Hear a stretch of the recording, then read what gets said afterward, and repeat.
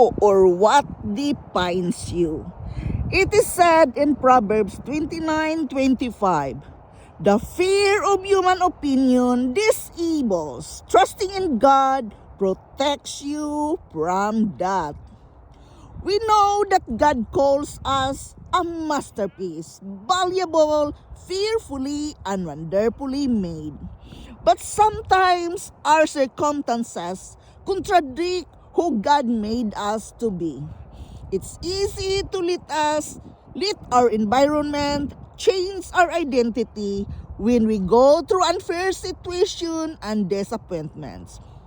When people walk away or talk negatively about us, we can lose who we are. We let those circumstances change how we see ourselves. We feel inferior, not attractive, not good enough. We're adapting to the environment. But your environment doesn't change what God says about you. You are blessed. You are favored. You are healthy. You are free. This is what faith is all about. You have to dig down deep and say, my environment will not define me. I am who God says I am.